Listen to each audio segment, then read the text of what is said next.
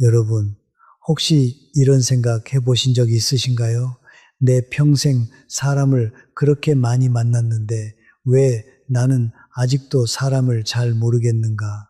살아온 세월이 이른이 넘었는데도 사람 때문에 상처받고 사람 때문에 눈물 흘리고 사람 때문에 밤을 새우고 계시진 않으신가요? 처음엔 너무 친절하고 다정하던 사람이 시간이 지나면서 전혀 다른 얼굴을 드러낼 때 그제야 깨닫게 됩니다. 아, 내가 속았구나. 믿고 의지했던 사람이 내 등 뒤에서 험담을 하고 있었다는 걸 알게 된 그 순간 함께 울고 웃던 모든 기억들이 한순간에 배신감으로 바뀌어 버리죠. 그리고 정작 내가 가장 힘들어 쓰러졌을 때 그 사람은 단 한 통의 연락조차 없을 때 그제야 알게 됩니다. 그 사람의 마음은 처음부터 내 옆에 있지 않았다는 것을 심리학 전문가들도 경고합니다. 사람의 본성을 읽는 눈이 없으면 인생의 후반부가 더 외롭고 더 위험해진다고요.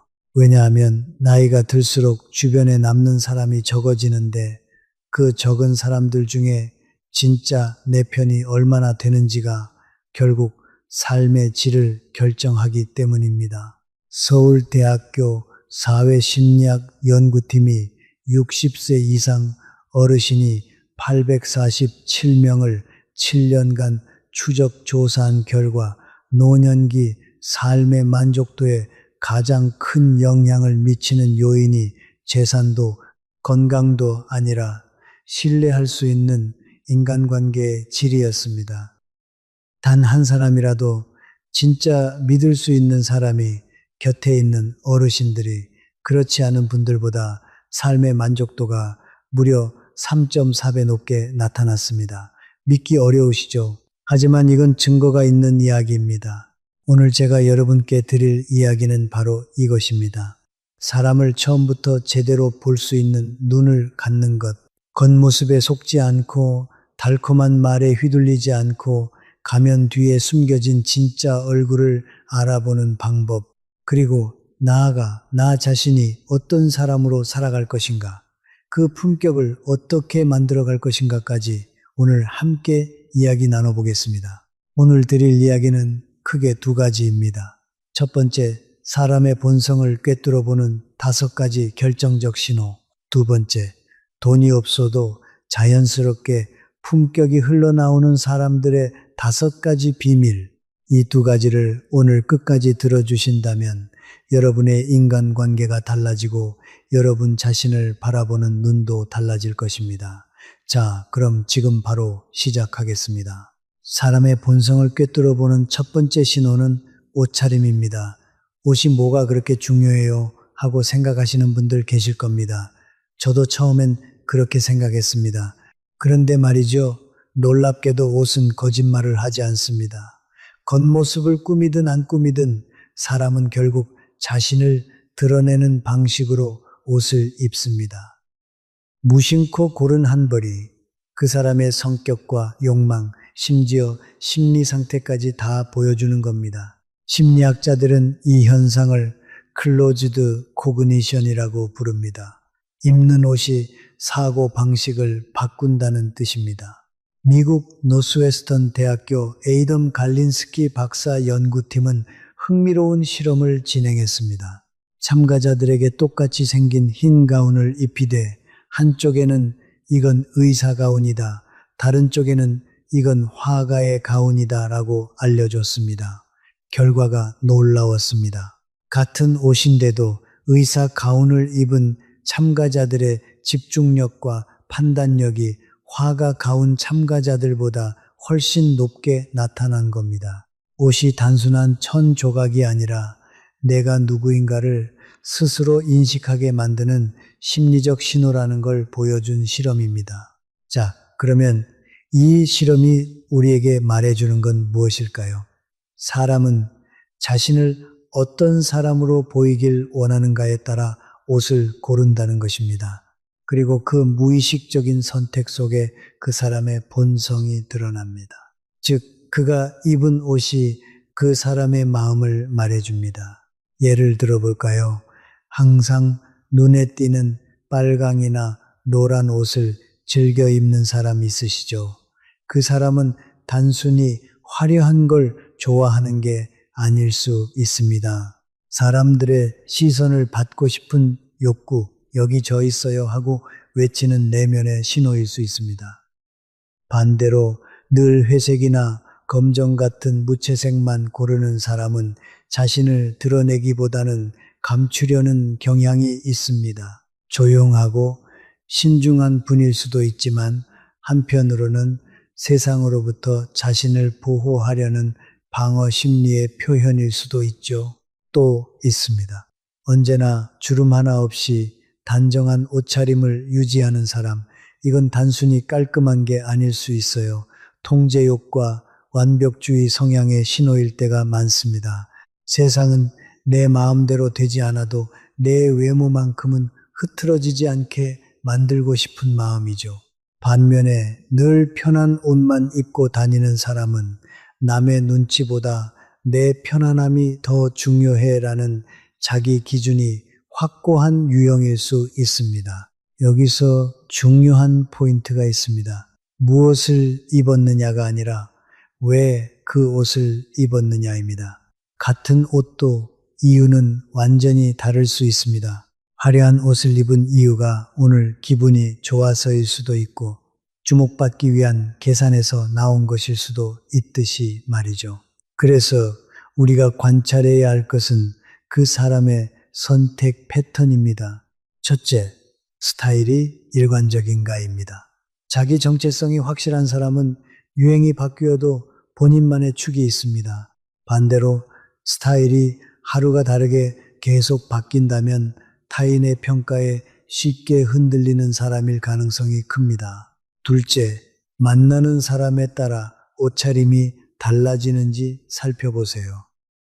후배 앞에서는 아무렇게나 입고 윗사람 앞에서는 갑자기 번듯하게 차려입는 사람, 이건 상황에 맞춘다기보다는 이득을 기준으로 사람을 대하는 거라고 볼 수 있습니다.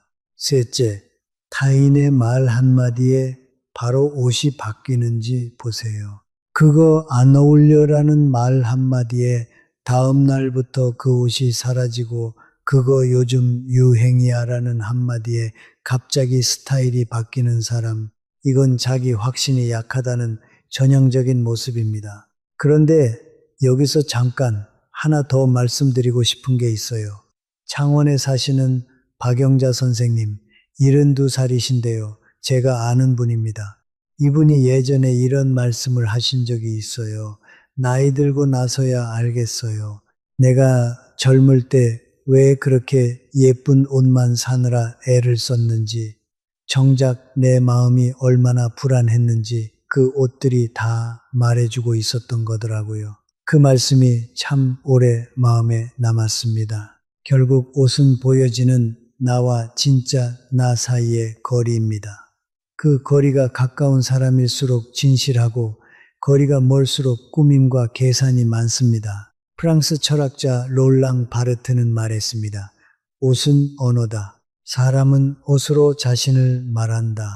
말은 얼마든지 꾸밀 수 있지만 매일 입는 옷은 무의식이 고릅니다. 이제부터 사람을 볼 때 그 옷이 예쁜가 보다 왜 저 옷을 골랐을까를 먼저 생각해 보세요. 두 번째 신호는 말버릇입니다. 옷차림이 겉모습이라면 말버릇은 그 사람의 속마음이 흘러나오는 창문입니다. 우리 어릴 때부터 이런 말 많이 들으셨죠? 말 한마디에 천냥빚도 갚는다. 하지만 이건 단순한 속담이 아닙니다. 과학적으로 증명된 사실입니다. 미국 하버드 대학교 심리학과 연구팀이 10년 동안 수천 명의 대화를 분석했습니다. 그 결과가 충격적이었어요. 사람의 성격과 태도, 심지어 인생관까지도 그 사람이 평소에 무심코 사용하는 단어와 말투 속에 그대로 드러난다는 것입니다. 즉, 사람의 말버릇은 그 사람의 인격을 숨김없이 보여주는 언어적 지문과 같습니다. 옷은 꾸밀 수 있습니다. 표정은 연기할 수 있습니다. 행동도 어느 정도 통제할 수 있습니다. 하지만 입에서 무심코 튀어나오는 말버릇만큼은 절대 속일 수 없습니다. 그렇다면 조심해야 할 위험한 말버릇. 첫 번째는 자기 자랑이 끊이지 않는 사람입니다. 혹시 이런 사람 떠오르시나요? 대화를 시작한 지 5분도 안 돼서 이야기의 중심이 나로 바뀌는 사람. 아, 그거 나도 해봤어. 내가 그때 말이야. 나 그 분야에서는 좀 알아줘. 상대가 좋은 소식을 전하면 그 정도야. 나는 그보다 더 했는데 상대가 힘들다고 하면 나는 더 어려운 일도 다 이겨냈어. 결국 모든 대화가 나의 무용담으로 끝나버리죠. 사회심리학자 마크 리어리 박사가 30년 동안 이런 사람들을 추적 연구했습니다. 그가 내린 결론은 단 하나였어요. 자기 자랑이 많은 사람일수록 속으로는 불안하고 자신감이 오히려 부족하다. 진짜 강한 사람은 자랑하지 않습니다. 굳이 말하지 않아도 그 사람의 존재 자체가 이미 말하고 있기 때문입니다. 하버드 대학교에 또 다른 흥미로운 실험이 있습니다. 참가자들에게 서로 자유롭게 대화하게 한 뒤 그 대화를 녹음해서 분석했습니다. 자기 이야기를 많이 한 사람일수록 도파민 분비 영역, 즉 뇌의 쾌락 중추가 강하게 활성화된 것으로 나타났습니다. 즉 자기 얘기를 할 때 뇌는 마치 맛있는 음식을 먹을 때처럼 쾌감을 느낍니다. 그래서 이런 사람은 자기 이야기 중독자가 됩니다. 여러분의 이야기를 듣는 척하지만 사실은 다음에 무슨 말을 할지 계산하고 있는 거예요. 어떻게 설명드릴까요? 처음엔 이런 사람이 유능하고 자신감 있어 보입니다. 그런데 시간이 지나면 결국 모든 공을 자기가 가져가고 여러분의 노력을 자기 성과로 둔갑시킵니다. 이 사람에게 중요한 건 우리가 아닙니다. 항상 나입니다. 두 번째 위험한 말버릇은 남의 말을 끊는 습관입니다. 아, 그건 내가 알아. 잠깐만 그거 다르게 봐야 해. 아니, 그건 말이야. 상대방이 말을 다 끝내지도 않았는데 갑자기 끼어들어 자기 말부터 하는 사람 한 번쯤 만나보셨을 겁니다. 대화는 캐치볼입니다. 서로 주고받으며 흐름을 만드는 거죠. 하지만 이런 사람은 공을 독점합니다. 그냥 계속 자기만 던집니다. 미국 조지타운 대학교의 데보라 테넌 교수는 20년간의 연구 끝에 이렇게 말했습니다. 말을 끊는 행위는 단순한 습관이 아니라 권력과 지배를 과시하는 언어적 행동이다. 즉 말버릇 하나가 나는 너보다 위야라는 무의식적인 선언인 셈입니다. 상대의 말을 끊는 사람일수록 자신이 대화를 주도해야 한다고 믿고 상대를 동등한 존재로 보지 않습니다. 하버드 비즈니스 리뷰에서도 비슷한 실험 결과가 있었습니다. 팀 회의에서 누가 몇 번 말을 끊는지 기록했더니 직급이 높을수록 그리고 자기 중심적 성향이 강할수록 타인의 말을 자주 끊는 경향이 나타났습니다. 말버릇 하나로 그 사람의 권력욕과 성격까지 드러나는 겁니다. 혹시 주변에 이런 사람 있으신가요? 여러분이 말하려는 순간 그건 말이야 하며 끼어드는 사람, 잠깐 이건 정말 안타깝습니다. 그 사람은 여러분을 존중하지 않습니다. 여러분의 생각은 들을 가치가 없다고 여기는 겁니다. 말버릇은 그 사람의 내면을 숨김없이 비춥니다. 습관처럼 튀어나오는 한마디 속에 그 사람의 성격과 불안, 욕망이 다 들어 있습니다. 누군가와 대화할 때 말투를 유심히 들어보세요. 그가 어떤 단어를 자주 쓰는지, 누구의 말을 자주 끊는지, 그리고 어떤 순간에 나를 내세우는지. 그게 바로 그 사람의 본성을 읽는 두 번째 신호입니다. 세 번째 신호는 겸손입니다. 겸손이라니 좋은 거 아닌가요? 이렇게 생각하실 수 있습니다. 그런데 말이죠. 세상에는 진짜 겸손한 사람과 겸손한 척하는 사람이 있습니다. 겉으로 보기엔 비슷하지만 속은 완전히 다릅니다. 그리고 이 차이를 구별할 줄 아는 게 정말 중요합니다. 스탠포드 대학교 심리학과 연구팀이 겸손한 말투에 숨겨진 진짜 심리를 분석했습니다. 참가자들에게 자기소개를 하게 한 뒤 자신을 어떻게 표현했는가를 정밀 분석했더니 놀라운 결과가 나왔습니다. 겸손한 척을 하는 사람일수록 칭찬에 더 민감하고 자신이 평가받는 순간을 더 즐긴다는 겁니다. 즉, 저는 뭐 별거 아닌데요. 운이 좋았을 뿐이에요. 저는 아직 멀었어요. 이런 말들이 진짜 겸손이 아니라 칭찬을 더 받기 위한 전략적 겸손일 수 있다는 거예요. 심리학에서는 이걸 겸손 마케팅이라고 부릅니다. 대표적인 예가 이런 겁니다. 요즘 너무 바빠서 힘들어요. 인터뷰 요청이 너무 많네요. 제가 요리를 너무 못하는데요. 가족들이 또 맛있다고 하네요. 겸손한 척 하면서 실제로는 자랑을 흘리고 있는 겁니다.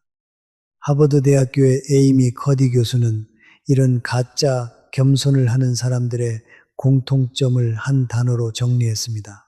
두려움, 자신감이 없기 때문에 겉으로는 자신을 낮추지만 속으로는 인정과 칭찬을 갈망합니다. 그래서 칭찬을 들으면 아니에요 하면서도 눈빛은 반짝입니다. 입꼬리는 미세하게 올라갑니다. 더 듣고 싶다는 무의식의 신호죠. 반면 진짜 겸손한 사람은 다릅니다. 칭찬을 들으면 감사합니다. 한마디로 끝냅니다. 불필요한 부정을 하지 않습니다. 스스로의 가치를 이미 알고 있기 때문입니다. 진짜 겸손은 자신을 깎아내리는 말이 아니라 상대를 존중하는 태도에서 나옵니다. 영국 옥스퍼드 대학교의 행동경제학 실험에서도 비슷한 결과가 나왔어요. 참가자들에게 칭찬을 받았을 때의 반응을 비교했더니 아니에요, 저는 못해요 라고 부정하는 사람보다 감사합니다, 선생님 덕분이에요 라고 답한 사람이 오히려 더 겸손하고 매력적으로 평가됐습니다. 즉, 진짜 겸손은 부정이 아니라 인정에서 나온다는 겁니다.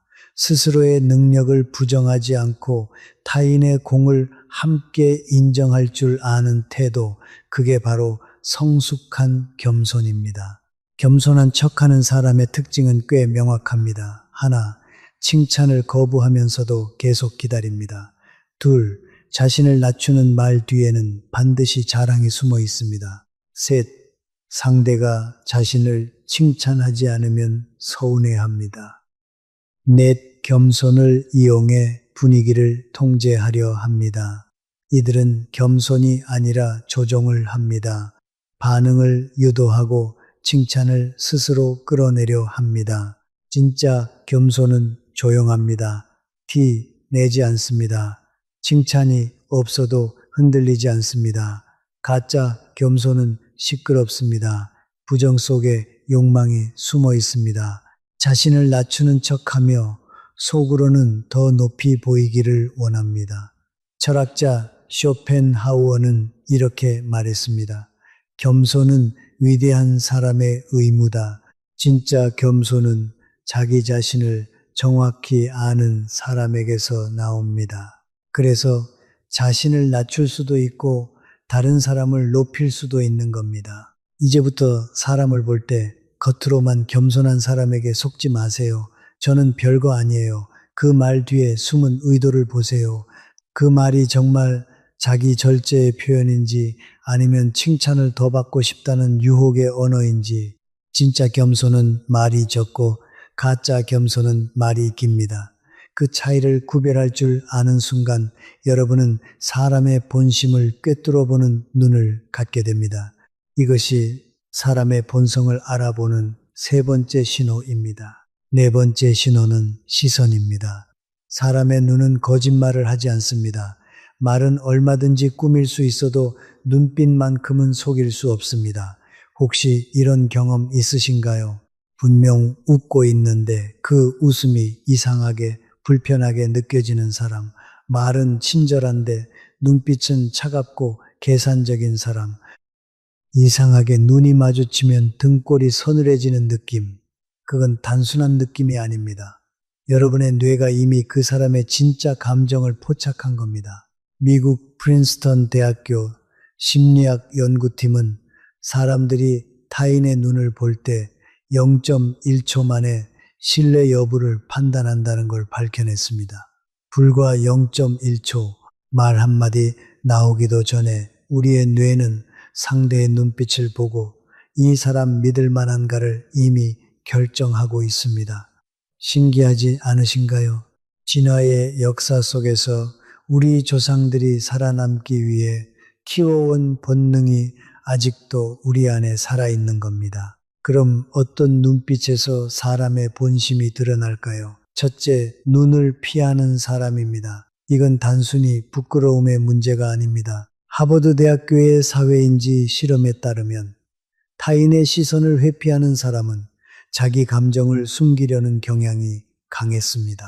특히 죄책감, 거짓, 불안을 느낄 때 무의식적으로 눈을 피합니다. 그래서 상대가 이야기를 하다가 갑자기 눈을 내리거나 시선을 돌린다면 그건 감정이 흔들리고 있다는 신호입니다. 둘째, 눈을 너무 오래 응시하는 사람. 눈을 피하는 것도 나쁘지만 계속 눈만 바라보는 건 좋은 거 아니야. 그렇게 생각하기 쉽습니다. 하지만 아닙니다. 스페인 마드리드 대학교의 행동심리 실험에서 시선을 과하게 유지하는 사람은 상대에게 심리적 압박감을 주려는 경향이 있었습니다. 즉, 눈으로 지배하려는 사람. 이런 사람은 대화 중에도 시선을 무기처럼 사용합니다. 상대를 불안하게 만들고 내가 위에 있다는 인상을 심으려 합니다. 셋째, 웃고 있는데 눈이 웃지 않는 사람. 이건 심리학에서 뒤센 미소와 가짜 미소의 차이라고 부릅니다. 진짜 웃음은 입꼬리뿐 아니라 눈 주변 근육까지 함께 움직입니다. 하지만 가짜 웃음은 다릅니다.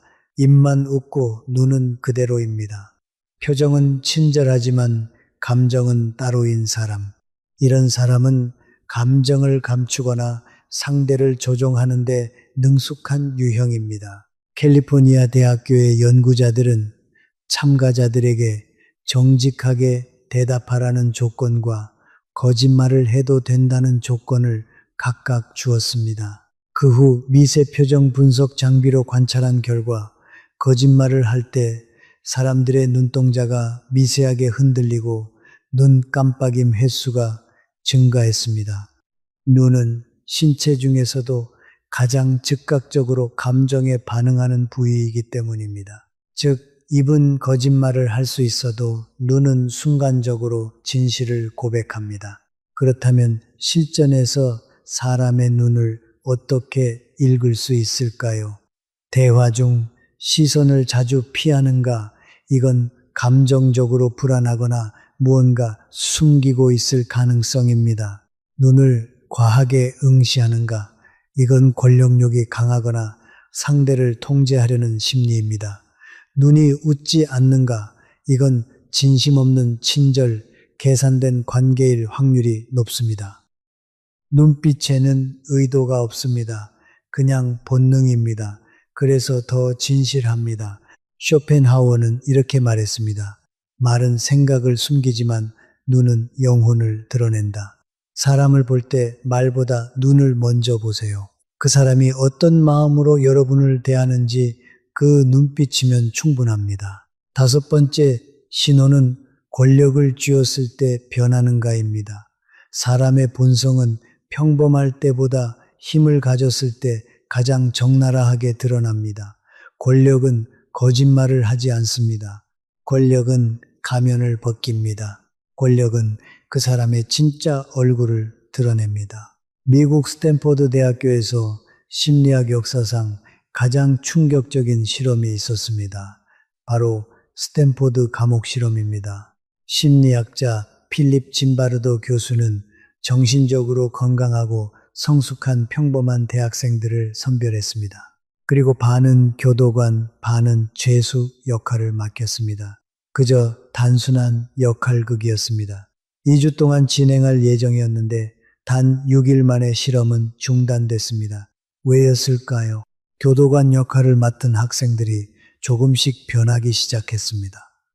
처음엔 장난처럼 명령을 내리더니 며칠 뒤엔 죄수들을 모욕하고 통제했습니다. 폭언이 나오고 심지어 폭행까지 일어났습니다. 평범하던 대학생들이 단 며칠 만에 권력에 취한 겁니다. 역할만 주었을 뿐인데 그들의 말투가 달라지고 눈빛이 달라지고 인간성이 완전히 바뀌어 버린 것입니다. 짐바르도 교수는 실험을 멈추며 이렇게 말했습니다. 권력은 인간의 본성을 드러내는 가장 잔인한 거울이다. 그렇다면 이건 실험실 이야기뿐일까요? 아닙니다.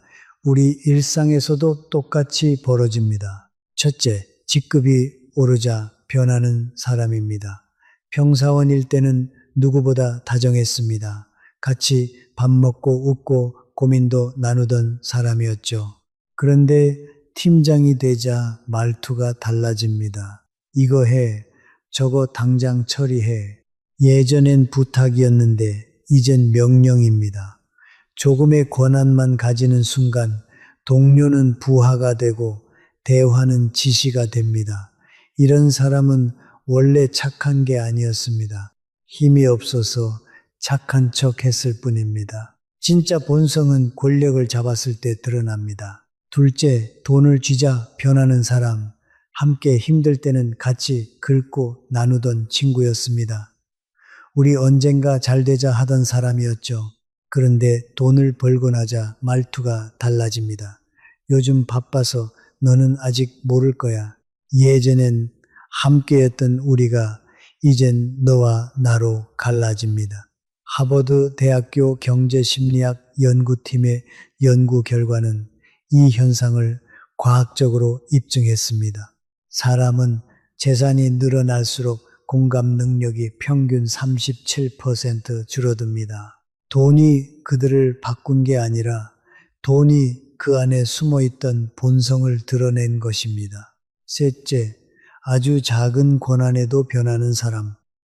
직장에서 작은 프로젝트 리더가 되자마자 후배에게 고압적으로 구는 사람, 모임에서 총무를 맡더니 돈으로 사람을 통제하려 하는 사람, 심리학자 데이킨슬리 박사는 말했습니다. 큰 권력보다 작은 권력에서 인간의 본성이 더 정확히 드러난다. 큰 권력은 감시가 있지만 작은 권력은 감시가 없습니다. 그래서 가면을 쓰지 못합니다. 작은 자리에서도 변하는 사람이라면 큰 자리를 가지면 훨씬 더 위험해집니다. 권력은 시험입니다. 그 시험 앞에서 누군가는 겸손해지고 누군가는 오만해집니다. 누군가는 그 힘을 책임으로 쓰고 누군가는 그 힘을 쾌감으로 씁니다. 독일 철학자 니체는 이렇게 말했습니다. 권력은 인간을 타락시키지 않는다. 다만 그 사람의 본성을 드러낼 뿐이다. 그래서 사람을 볼 때 진짜 봐야 할 순간은 힘이 없을 때가 아닙니다. 권력을 쥐었을 때입니다. 그때 그 사람의 말투가, 눈빛이, 태도가 변하는지를 보세요. 이것이 사람의 본성을 꿰뚫어 보는 5번째 신호입니다. 자, 지금까지 사람의 본성을 알아보는 5가지 신호를 말씀드렸습니다. 다시 한번 정리하겠습니다. 첫째, 옷차림을 보세요. 그 선택 뒤에 숨은 심리를 읽으세요. 둘째, 말버릇을 들으세요. 무심코 튀어나오는 말에서 진짜 본성이 드러납니다. 셋째, 겸손을 살피세요.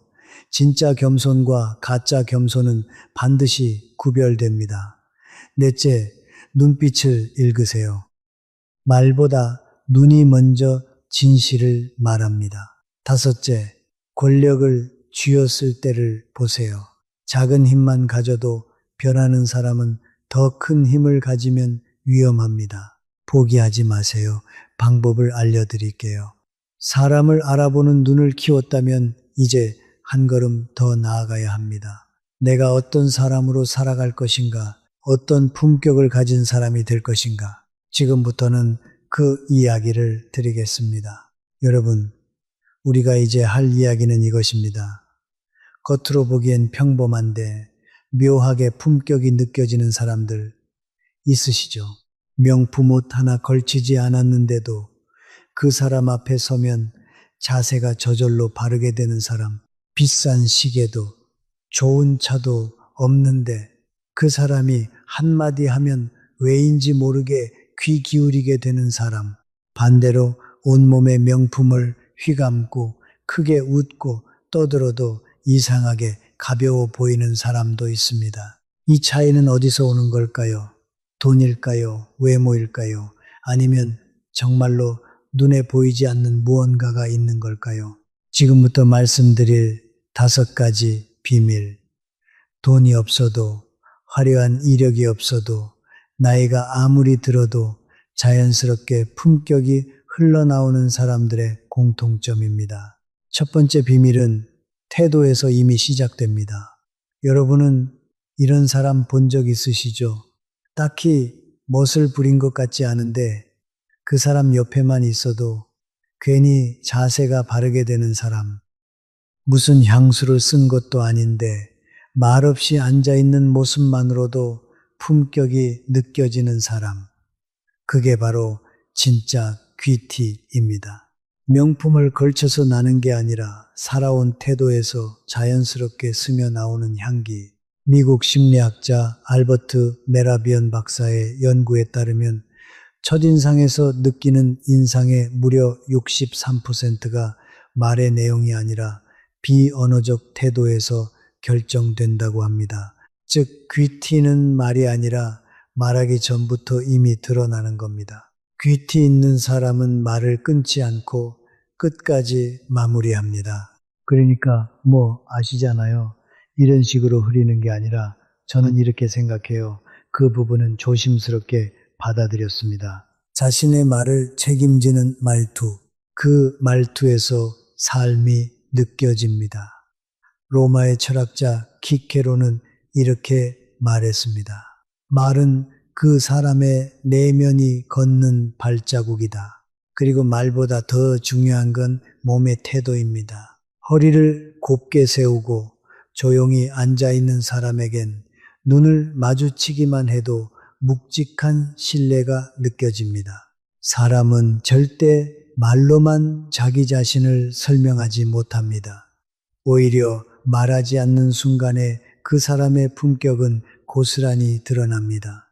그건 결국 누가 보지 않아도 나를 정돈하며 살아온 사람만이 가질 수 있는 힘입니다. 독일 철학자 임마누엘 칸트는 말했습니다. 인간의 품성은 그가 혼자 있을 때 무엇을 하는가에 의해 드러난다. 품격은 입는 게 아닙니다. 있는 척 한다고 따라올 수 있는 것도 아닙니다. 그건 조용한 순간에 드러나는 태도, 삶을 대하는 방식, 그리고 말하지 않아도 풍기는 자신감에서 만들어지는 겁니다. 자, 그런데 여기서 잠깐 여러분께 솔직하게 여쭤봐도 될까요?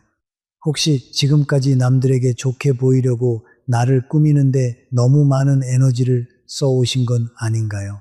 예를 들어 손녀가 오는 날에는 특별히 더 차려입고 이웃집 아주머니를 만날 때는 좀 더 신경 쓰고 그런 마음 다들 갖고 계실 겁니다. 그런데 정작 아무도 없는 날, 혼자 있는 날에 나는 어떤 모습인가요?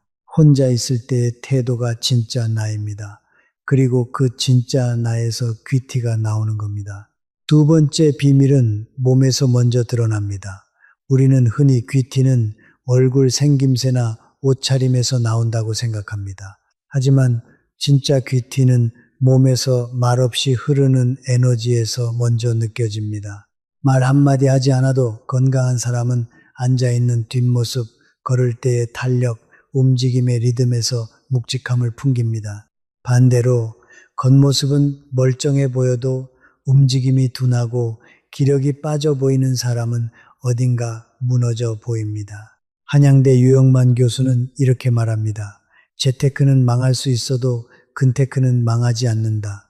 몸을 위해 시간을 쓰고 규칙적으로 나를 다듬는 사람, 그 사람에겐 설명하지 않아도 느껴지는 무게감이 생깁니다. 예를 들어 어떤 분이 들어올 때 조용히 가볍게 걷는데도 시선이 가는 경우, 그건 그분이 좋은 신발을 신었기 때문이 아니라 몸의 중심이 잘 잡혀 있기 때문입니다. 그 중심감이 그 사람을 단단하게 있어 보이게 만듭니다. 하버드 에이징 스터디에 따르면 노년기 삶의 만족도와 가장 관련 있는 신체 지표는 허벅지 근육량이라고 합니다. 허벅지 근육이 단단한 분일수록 움직임이 안정적이고 그 안정감이 곧 신뢰와 품격으로 타인에게 전달된다는 거죠. 정 선생님이라는 분이 계세요. 71의 대구에서 사시는 분인데요. 젊을 때 방직 공장에서 일하셨다고 하시더라고요. 50 넘어서부터 매일 아침 동네 산책을 시작하셨대요. 처음엔 힘드셨다고 하더니 지금은 허리 한번 굽히지 않고 걸으세요. 그 걸음걸이만 봐도 이분 자기관리 제대로 하시는 분이구나 싶더라고요. 몸을 가꾼다는 건 나는 나를 소홀히 대하지 않는다는 가장 분명한 태도이기도 합니다. 귀티는 결국 몸이 보여주는 자기 존중감입니다. 누구는 말로 자신을 꾸미고 누구는 브랜드로 자신을 포장하지만 귀티 나는 사람은 몸으로 삶을 증명합니다. 세 번째 비밀은 여유에서 나옵니다. 한 사람을 보면 알 수 있습니다. 그 사람은 시간에 쫓기며 사는 사람인지 아니면 시간을 품고 사는 사람인지 진짜 귀티는 바로 이 차이에서 나옵니다. 단정하게 정리된 옷차림, 여유로운 말의 속도, 상대가 말할 때 끼어들지 않는 태도, 이건 그 사람이 시간을 어떻게 쓰고 있는지 그대로 보여줍니다. 여러분이 저 사람은 뭔가 있어 보인다고 느끼는 순간은 화려하게 꾸몄을 때가 아닙니다. 그 사람이 시간에 쫓기지 않을 때입니다. 여유는 결국 존재감의 밀도입니다. 여유를 가진 사람은 먼저 도착해도 조급하지 않고 대화가 잠시 끊겨도 불안해하지 않습니다. 그 침묵조차 품격으로 채워집니다. 오랫동안 강연을 해오신 분이 계십니다. 지방 강연이 있을 땐 꼭 2시간 먼저 도착한다고 하시더라고요. 그 이유를 이렇게 말씀하셨습니다. 허둥대기 싫어서요. 그 몇 시간을 미리 확보하면 그날의 말투와 얼굴이 달라지거든요. 이건 단순한 시간 관리가 아닙니다. 자기 자신을 대하는 태도의 총합입니다.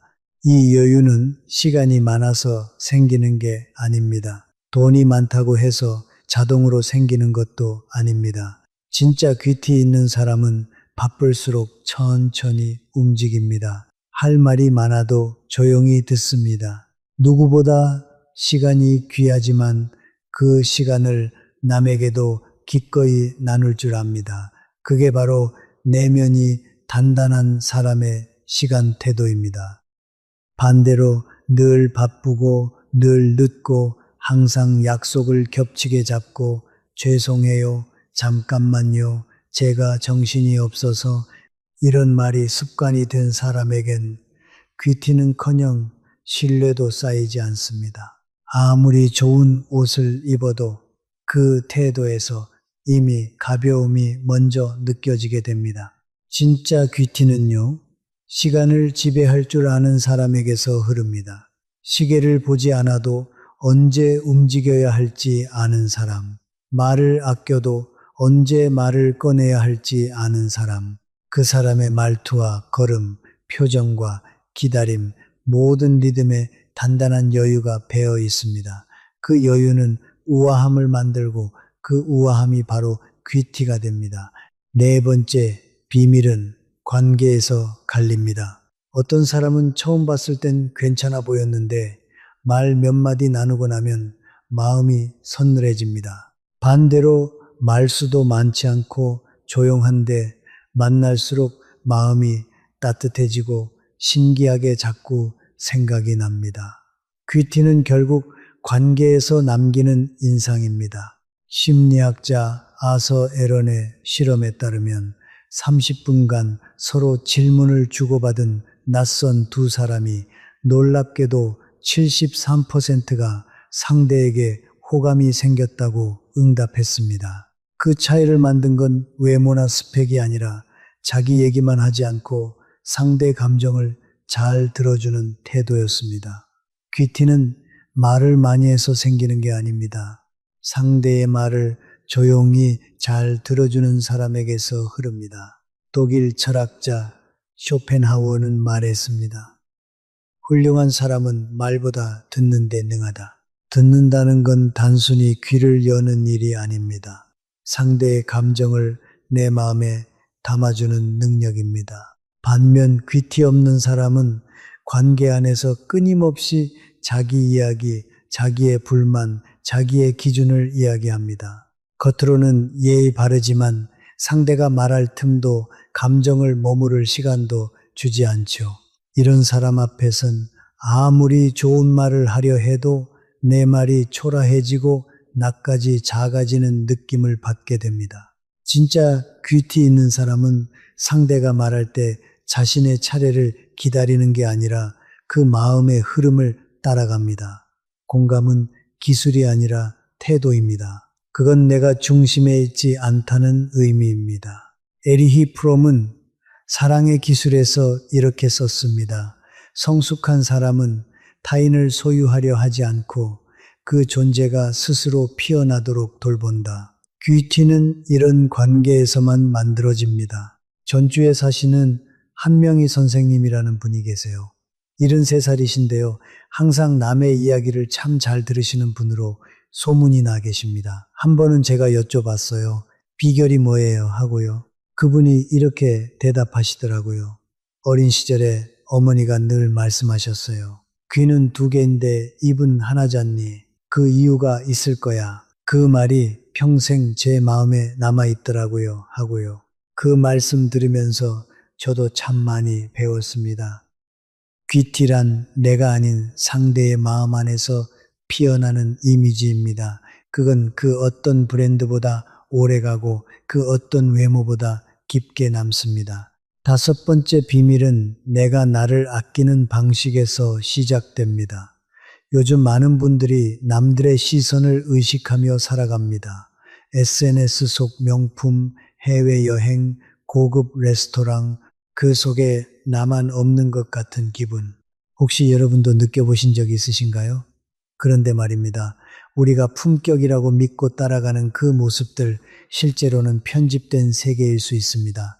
좋은 구도로 찍은 한 장의 사진, 고급 호텔 로비에서 잠깐 찍은 인증샷, 실제 삶이 아닌 보여주기 위한 장면들.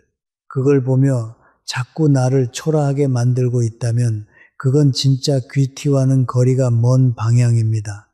심리학자 마틴 셀리그먼은 행복을 두 가지로 나눴습니다. 쾌락 중심의 행복과 의미 중심의 행복. 우리가 SNS를 보며 부러워하는 장면들은 대부분 쾌락 중심의 행복입니다. 지금 이 순간 좋으면 그만이라는 감정. 하지만 그 감정은 오래가지 않습니다. 금세 사라지고 다시 또 갈망하게 되죠. 반면 의미 중심의 행복은 다릅니다. 조금 느리고 조용하지만 내가 원하는 방식으로 살아가고 있다는 안정감, 그게 바로 귀티의 핵심입니다. 귀티 나는 사람들은 자기 기준을 가지고 있습니다. 남들이 뭐라 해도 자신에게 중요한 가치를 압니다. 무엇을 위해 시간을 쓸지, 어디에 마음을 쓸지, 어떤 관계를 소중히 여길지 스스로 선택하고 책임지는 삶. 그런 사람에게선 겉으로 보이지 않아도 단단한 빛이 납니다. 독일 철학자 니체는 말했습니다. 다른 누구보다 먼저 스스로에게 존중받을 수 있어야 한다. 진짜 귀티는 남이 나를 부러워하는 게 아니라 내가 나를 존중하는 마음에서 시작됩니다. 우리가 종종 하는 착각 중 하나가 돈이 많으면 귀티가 난다는 겁니다. 하지만 생각해보면 돈이 많은 사람 중에도 무례하고 가벼운 사람이 있습니다. 반대로 가진 것이 많지 않아도 마음을 쓰는 방식, 시간을 아끼는 태도, 그리고 삶을 대하는 철학에서 이분은 자기 삶을 잘 꾸려온 분이구나 하고 느껴질 때가 있습니다. 그게 바로 귀티입니다. 혹시 지금도 나는 뭐 하나 제대로 가진 게 없다고 느끼고 계시다면 이 말을 꼭 전하고 싶습니다. 지금 내가 살고 싶은 방식으로 조금이라도 살아가고 있다면 여러분에겐 이미 귀티가 흐르고 있는 겁니다. 이상입니다. 간단하죠? 이제 마지막으로 오늘 드린 이야기를 실제로 어떻게 삶에 적용하실 수 있는지 구체적인 방법 3가지를 말씀드리겠습니다. 첫 번째 실천 방법은 하루에 단 10분 말투를 정돈하는 시간입니다. 앞서 말씀드렸죠. 귀티는 말에서 흐릅니다. 하지만 여기서 말하는 말은 화려한 어휘나 어려운 표현이 아닙니다. 그 사람의 기본 말투, 다시 말해 감정이 올라올 때 습관처럼 튀어나오는 말들이 그 사람의 내면을 고스란히 보여줍니다. 가령 이런 말들 여러분도 자주 들으시거나 쓰셨을 겁니다. 몰라요. 알아서 하세요.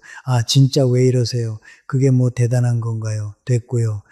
이 말들은 대부분 화가 섞였거나 책임을 피하려는 느낌 혹은 상대를 밀어내는 인상을 줍니다. 특히 됐고요. 그게 뭐 어쨌다고요. 같은 말은 어느새 나도 모르게 상대를 방어적으로 만들고 대화의 품격을 떨어뜨립니다. 이 말들을 조금만 바꿔보세요. 몰라요, 알아서 하세요는 그 부분은 신중하게 결정하시는 게 좋을 것 같아요 라고 말씀해 보세요. 내 입장은 명확하게 전하면서도 상대의 판단을 존중해주는 인상을 줍니다. 그게 뭐 대단한 건가요는? 저는 그렇게까지 중요하게 생각하지 않았는데 한번 다시 생각해 볼게요 라고 바꾸시면 부드럽지만 분명한 태도가 됩니다. 진짜 왜 이러세요? 라는 감정적인 말은 제가 살짝 당황했어요. 잠시만요. 라고 말씀하시는 것만으로도 상대에겐 배려를, 나에겐 품격을 남깁니다. 심리학자들은 말합니다. 우리가 일상에서 무심코 쓰는 말들이 사람들이 느끼는 이미지를 결정하는데 큰 영향을 미친다고요. 하루에 단 10분만이라도 내가 평소 자주 쓰는 말을 떠올려 보세요. 그리고 그 중에서도 짜증날 때, 당황할 때, 피곤할 때 나오는 말투를 한두 가지씩만 바꿔보는 겁니다. 말투를 바꾸는 건 내 인생의 분위기를 바꾸는 시작입니다. 정돈된 말에는 단정한 내면이 묻어납니다. 두 번째 실천 방법은 시간을 쓰는 방식을 바꾸는 것입니다. 귀티나는 사람들의 공통점이 하나 있습니다. 그들은 시간을 다르게 씁니다. 시간이 많아서가 아닙니다. 나는 내 시간에 책임진다는 태도가 몸에 배어 있는 겁니다. 혹시 이런 분 보신 적 있으신가요? 약속 장소에 늘 5분, 10분 먼저 와 있고 도착했어도 허둥대지 않고 조용히 기다리는 분. 그런 분은 대화가 시작되기 전부터 상대에게 이미 안정감을 줍니다. 반대로 늘 급한 표정으로 숨차게 들어오며 죄송해요. 차가 막혀서 정신이 없네요. 이렇게 시작하는 분은 아무리 좋은 말씀을 하셔도 이상하게 급하고 가벼운 인상이 남습니다. 심리학자 필립 짐바르도는 저소시간 패러독스에서 사람의 시간 감각이 삶 전체에 영향을 미친다고 말했습니다. 특히 시간을 주도하는 사람일수록 타인에게 안정감을 준다고 했죠. 강연, 미팅, 가족 모임, 모든 관계에서 늦지 않는 사람, 조급하지 않은 사람이 항상 더 품위 있게 기억됩니다. 시간을 정리한다는 건 내가 삶을 단정하게 살고 있다는 표시입니다. 그래서 오늘 제안 드립니다. 하루에 단 15분이라도 예상보다 먼저 움직이는 연습을 해보세요. 약속이 오후 1시라면 1시 45분에는 도착해 보는 겁니다. 헐레벌떡 뛰어가는 삶 대신 도착해서 여유롭게 숨을 고르고 주변을 살피는 삶. 그 15분이 여러분의 말투를 바꾸고 얼굴 표정을 바꾸고 그리고 무엇보다도 타인이 여러분을 기억하는 방식까지 바꿔줍니다.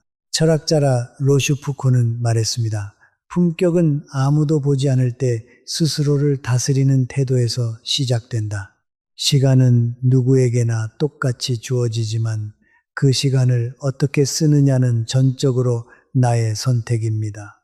그리고 귀티는 바로 그 선택의 반복 속에서 태어납니다. 세 번째 실천 방법은 내 기준을 지키는 연습입니다.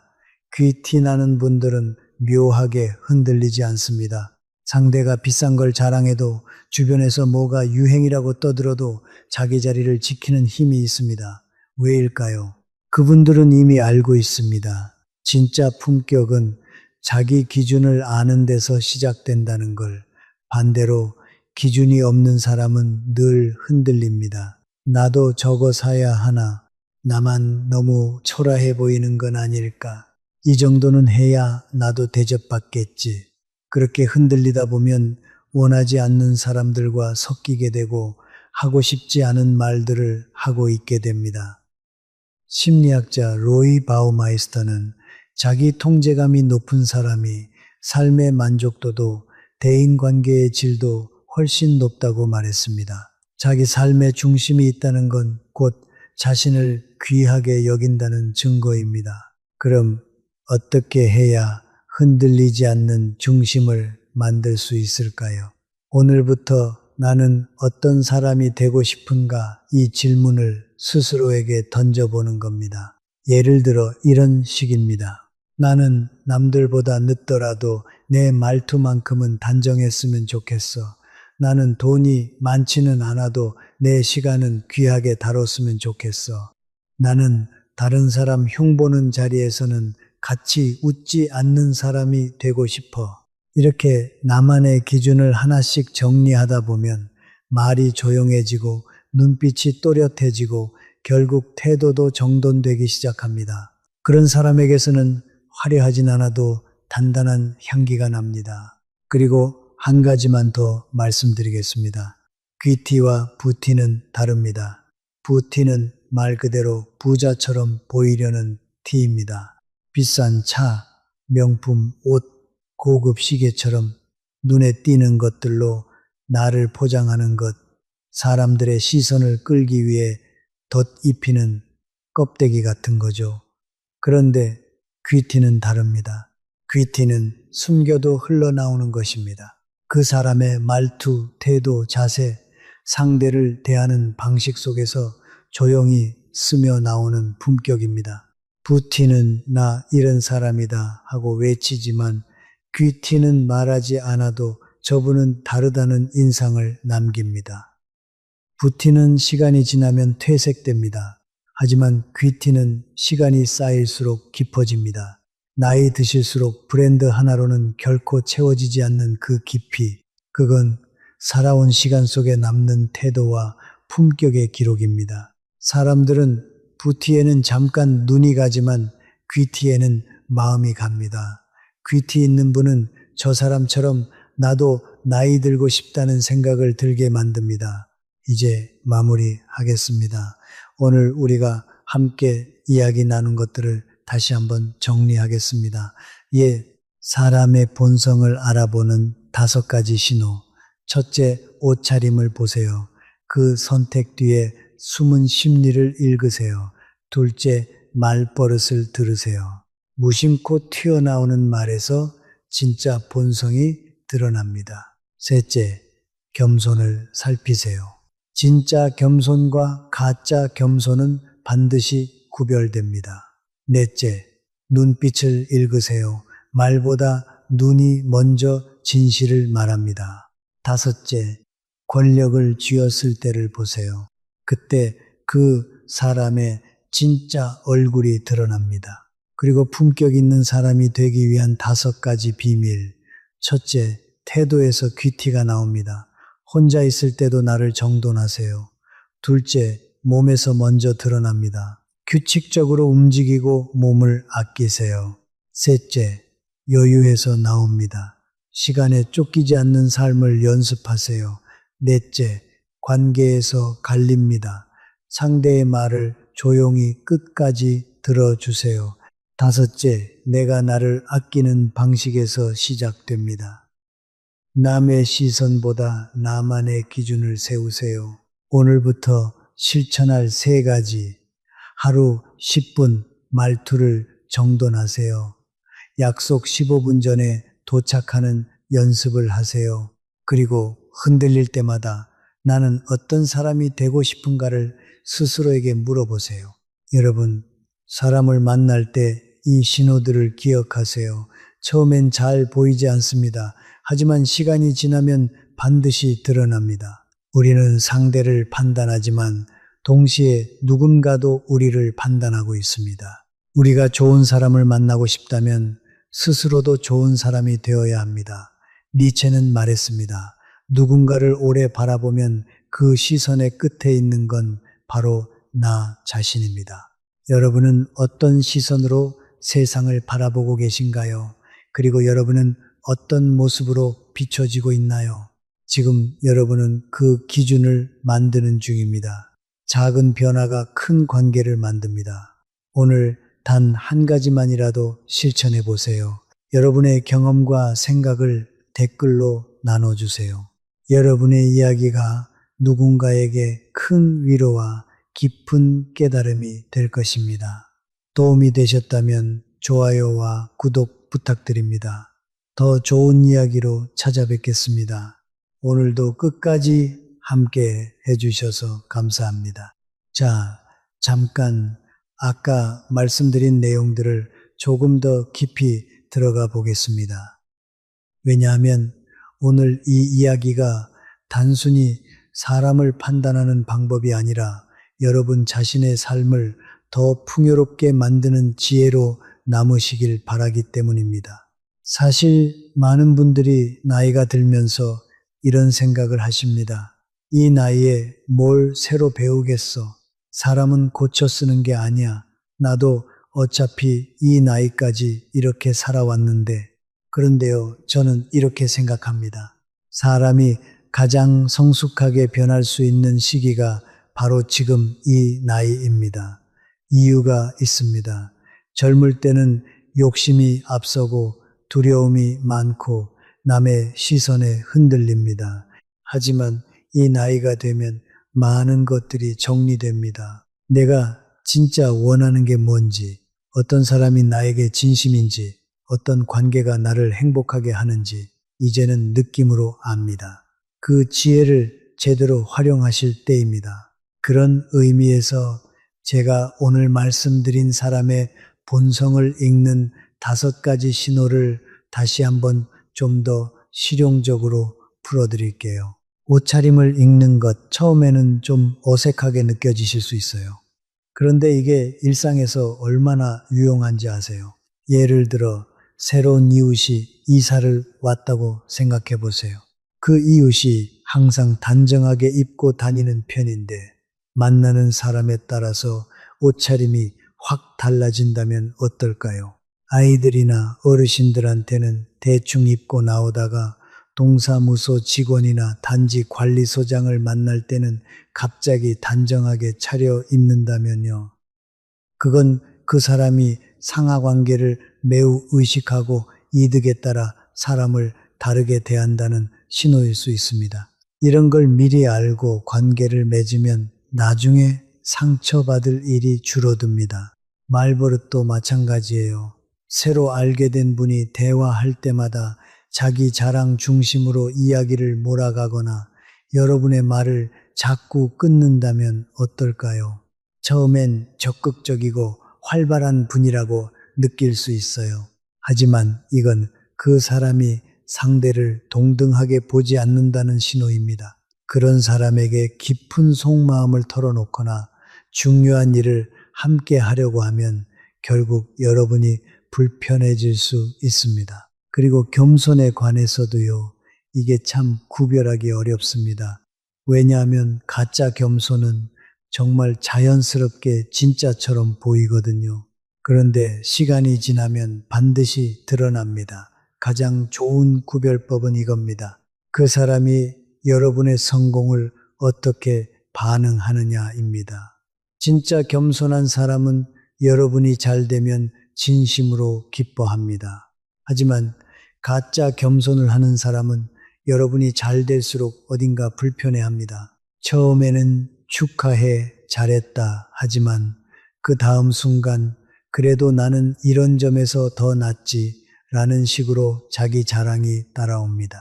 이 패턴이 보이면 그게 바로 가짜 겸손의 신호입니다. 시선 이야기도 조금 더 드리겠습니다. 눈빛을 읽는 건 처음에는 어렵습니다.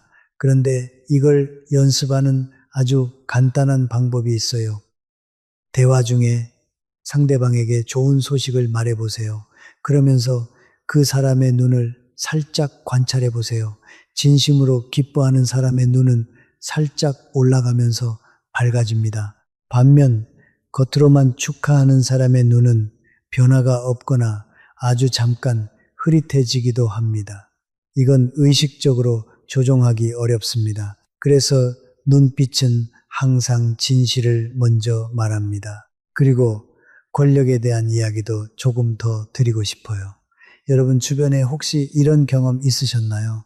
평소에는 무척 다정하고 친근하게 대했던 분인데 어느 순간 여러분보다 어떤 점에서 유리한 위치에 서게 되자마자 갑자기 태도가 달라지는 경우, 예를 들어 경로당이나 모임에서 회장이 되었다든지 아파트 동대표가 되었다든지 심지어 아주 작은 역할이라도 맡게 되었을 때 갑자기 말투가 권위적으로 바뀌는 분이 있습니다. 이런 변화가 보이면 조심하세요. 그분은 원래부터 그런 분이었고 단지 그 전에는 보여줄 기회가 없었을 뿐입니다. 반대로 권력을 쥐어도 전혀 달라지지 않는 분도 있습니다. 오히려 더 겸손해지고 더 열심히 섬기려고 하는 분들이 있죠. 그런 분이야말로 진짜 믿을 수 있는 사람입니다. 그 차이를 기억해 두세요. 이제 여러분께 한 가지 중요한 말씀을 드리고 싶습니다. 사람을 읽는 눈을 키우는 것은 상대를 의심하거나 불신하기 위한 것이 아닙니다. 진짜 좋은 사람을 알아보기 위한 것이고 나를 지키기 위한 것입니다. 많은 분들이 평생 인간관계 때문에 상처받으면서도 정작 왜 상처받았는지 분명하게 알지 못합니다. 그저 내가 뭘 잘못했나, 내가 더 잘해줬어야 했나 이런 생각만 합니다. 하지만 오늘 제가 드린 이야기처럼 상대방의 본성을 미리 알아볼 수 있었다면 그 상처의 많은 부분을 예방할 수 있었을 겁니다. 그리고 이것도 꼭 말씀드리고 싶어요. 우리가 좋은 사람을 알아보는 눈을 키울수록 우리 자신도 더 좋은 사람이 되어갑니다. 왜냐하면 상대를 관찰하면서 자연스럽게 나는 저렇게 하면 안 되겠다. 나는 저런 모습이 되고 싶다는 생각을 하게 되기 때문입니다. 결국 사람을 읽는 눈을 키우는 것이 곧 나 자신을 성장시키는 과정입니다. 자, 그럼 귀티에 관한 이야기도 조금 더 깊이 들어가 보겠습니다. 많은 분들이 나이가 들수록 품격이 있어 보이는 사람이 되고 싶다고 말씀하십니다. 그런데 막상 어떻게 해야 하는지 잘 모르시는 경우가 많아요. 사실 젊을 때는 외모가 어느 정도 커버해 줍니다. 피부도 탄력이 있고 체형도 젊음이 있으니까요. 하지만 나이가 들면서 외모의 힘이 줄어들수록 그 사람의 내면에서 나오는 것들이 더 선명하게 드러납니다. 그 선명하게 드러나는 것들 중에 어떤 것을 보여주느냐가 바로 귀티를 결정합니다. 예를 들어볼게요. 똑같이 70살이 된 두 분이 있다고 생각해 보세요. 한 분은 평생 남의 눈치를 보며 살았고 칭찬을 받아야 안심이 되는 삶을 살았습니다. 또 한 분은 남들이 뭐라 해도 자기가 중요하게 생각하는 것들을 꾸준히 지켜 오셨습니다. 매일 아침 걷고 책을 읽고 소중한 사람에게 안부를 전하는 작은 일들을 꾸준히 하셨죠. 두 분의 나이는 같지만 풍기는 분위기는 완전히 다릅니다. 후자의 분에게서 자연스럽게 묵직한 품격이 흘러나옵니다. 그건 나이가 만들어준 게 아닙니다. 습관이 만들어준 겁니다. 그리고 습관은 지금부터 만들어도 됩니다. 몇 살이든 상관없습니다. 여러분께 또 한 가지 여쭤볼게요. 여러분은 마지막으로 진심으로 누군가의 이야기를 끝까지 들어드린 게 언제인가요? 정말 중간에 한마디도 끼어들지 않고 판단하지 않고 그저 그 사람의 이야기가 끝날 때까지 기다려 주신 적이 언제인가요? 요즘 우리는 너무 바쁩니다. 나이가 드실수록 말씀하시고 싶은 게 많아지는 건 자연스러운 일입니다. 하지만 그 말하고 싶은 에너지를 조금 아껴서 상대의 이야기를 먼저 들어주는 연습을 해보세요. 그 한 가지만으로도 여러분 주변 사람들이 여러분을 다르게 봅니다. 마지막으로 이 말씀을 드리고 싶습니다. 여러분은 지금까지 정말 많이 살아오셨습니다. 자식 키우느라, 가정 돌보느라, 때로는 나 자신을 뒤로 한 채 달려오셨을 겁니다. 그 세월 속에 얼마나 많은 상처도 받으셨을까요? 얼마나 많은 사람들이 여러분을 실망시켰을까요? 그럼에도 오늘 이 자리에서 더 좋은 사람을 알아보는 눈을 갖고 싶다. 더 품격 있는 사람이 되고 싶다는 마음으로 이 영상을 보고 계신다는 것 자체가 여러분이 이미 대단한 분이라는 증거입니다. 사람은 멈추지 않는 한 성장합니다. 나이는 성장의 제한이 아닙니다. 오히려 깊이가 더해지는 시간입니다. 오늘 여기서 새롭게 시작하시는 겁니다. 사람을 보는 눈도 나 자신을 대하는 방식도 천천히 하나씩 그렇게 만들어 가시면 됩니다. 우리 함께 해봅시다. 여러분의 경험과 생각을 댓글로 나눠주세요.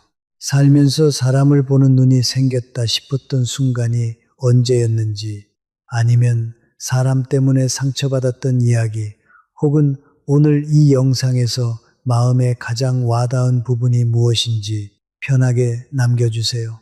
여러분의 이야기가 이 영상을 보시는 또 다른 분들에게 큰 위로가 되고 힘이 됩니다. 도움이 되셨다면 좋아요와 구독 꼭 눌러주시고 소중한 분들께 공유해주세요. 작은 변화가 큰 관계를 만듭니다. 오늘도 감사합니다. 여기서 잠깐 제가 정말 많이 받는 질문 하나를 나눠 드릴게요. 사람을 읽는 눈은 타고나는 건가요? 아니면 배울 수 있는 건가요? 정말 좋은 질문입니다. 대답은 분명합니다. 배울 수 있습니다. 그리고 나이가 들수록 더 잘 배울 수 있습니다. 영국의 심리학자 폴 에크먼 박사는 평생 사람의 감정 표현을 연구했습니다. 그가 밝혀낸 것 중 가장 흥미로운 것이 있습니다. 사람의 표정과 감정을 제대로 읽는 능력은 나이가 들수록 오히려 더 정확해진다는 겁니다. 젊은 사람들은 감정에 휩쓸려서 상대를 객관적으로 보기 어렵습니다. 하지만 나이가 드시면서 감정이 차분해지고 많은 경험이 쌓이면 상대를 더 객관적으로 더 깊이 볼 수 있게 됩니다. 즉, 여러분은 이미 사람을 읽는 탁월한 능력의 토대를 갖고 계신 겁니다. 오늘 드린 이야기는 그 능력을 체계적으로 활용하는 방법입니다. 그런데 사람을 읽는 눈을 키울 때 한 가지 주의할 점이 있어요. 그건 바로 너무 빨리 판단하지 말라는 겁니다. 한 가지 신호만 보고 이 사람은 나쁜 사람이야 라고 결론 짓는 건 위험합니다. 사람은 복잡합니다.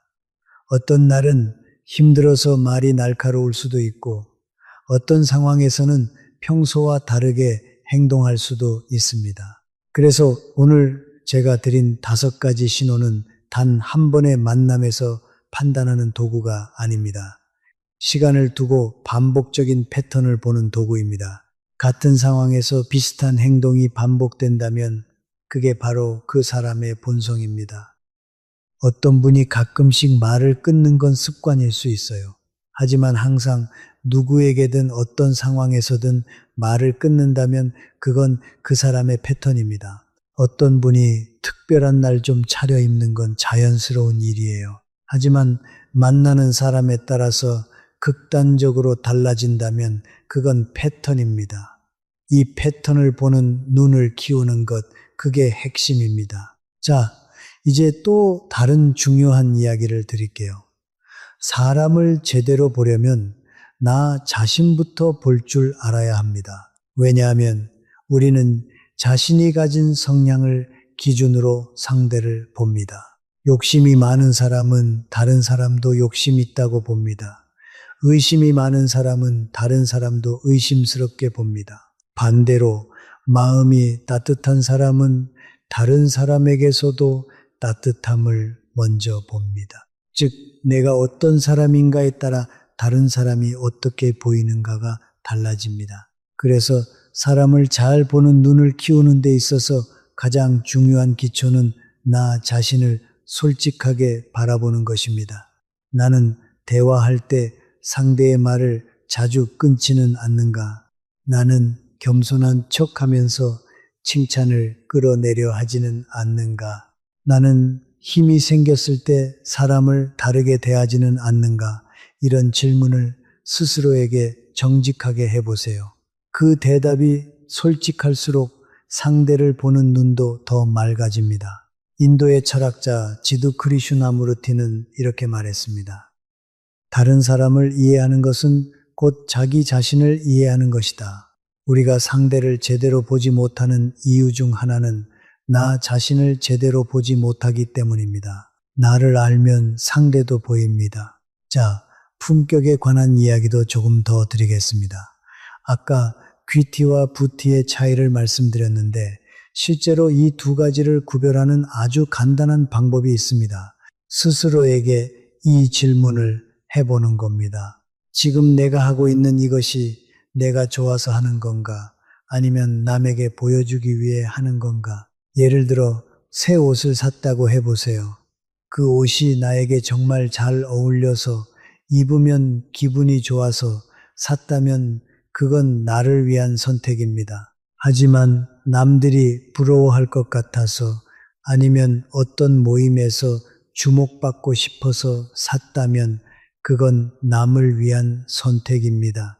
이 두 가지의 차이가 쌓이면 결국 귀티와 부티의 차이가 됩니다. 어르신들 중에 이런 분들이 계세요. 별로 화려하게 입지 않으셨는데도 그분이 방에 들어오시면 공기가 달라지는 분. 그분들의 공통점을 살펴보면 스스로를 알고 계신다는 겁니다. 내가 어떤 사람인지, 내가 무엇을 좋아하는지, 내가 어떻게 살고 싶은지 그 확신이 몸에서 흘러나오는 겁니다. 그게 바로 귀티입니다. 반대로 아무리 비싼 걸 걸치고 오셔도 자꾸 남의 시선을 확인하고 내가 어떻게 보일까를 의식하시는 분은 아무리 시간이 지나도 그 불안함이 먼저 느껴집니다. 그게 부티입니다. 이제 마지막으로 한 가지만 더 드리겠습니다. 품격 있는 삶을 만들어가는 데 있어서 가장 강력한 도구는 작은 일관성입니다. 거창한 변화가 아닙니다. 매일 조금씩 꾸준히 나만의 방식으로 사는 것. 그게 쌓이면 아무도 흉내낼 수 없는 여러분만의 품격이 됩니다. 오늘 하루 단 한 가지만 실천해 보세요. 말 한마디를 조금 더 부드럽게 하는 것, 약속 시간 10분 전에 도착하는 것, 상대방의 이야기를 끝까지 들어주는 것, 그 작은 하나가 여러분의 삶을 바꾸는 시작이 됩니다. 오늘 이야기 드린 모든 것들이 결국 하나로 연결됩니다. 사람을 보는 눈, 나를 아끼는 방식, 품격 있는 삶, 이 세 가지는 따로따로가 아닙니다. 좋은 사람을 알아볼 줄 알게 되면 나도 좋은 사람이 되고 싶어집니다. 나를 제대로 아끼면 품격이 자연스럽게 생깁니다. 품격이 생기면 더 좋은 사람들이 주변에 모입니다. 이것이 선순환입니다. 여러분이 지금까지 살아오시면서 만났던 수많은 사람들을 떠올려 보세요. 그 중에 지금도 마음이 따뜻해지는 분이 계신가요? 그분이 왜 기억에 남는지 생각해 보세요. 아마 화려해서가 아닐 겁니다. 비싼 걸 많이 가졌기 때문이 아닐 겁니다. 그분이 여러분을 대했던 방식, 여러분의 말을 들어주셨던 태도, 힘들 때 조용히 옆에 있어 주셨던 그 존재감 때문일 겁니다. 그분이 바로 진짜 귀티가 있는 분입니다. 그리고 여러분도 누군가에게 그런 사람이 될 수 있습니다. 지금 이 순간부터입니다. 어렵지 않습니다. 오늘 단 한 사람에게만 끝까지 들어주는 것부터 시작하세요. 내일은 약속 시간보다 조금 일찍 가보세요. 모레는 말투 하나를 부드럽게 바꿔보세요. 그렇게 하루하루 조금씩 쌓이면 어느 날 문득 주변에서 말할 겁니다. 선생님, 요즘 왜 이렇게 달라 보이세요? 뭔가 좋은 일 있으세요? 그 말을 들으실 때 여러분은 알게 되실 겁니다. 아, 내가 변하고 있구나. 내가 성장하고 있구나. 그 순간이 오실 때까지 저도 함께 하겠습니다. 더 좋은 이야기, 더 깊은 지혜를 가지고 찾아뵙겠습니다.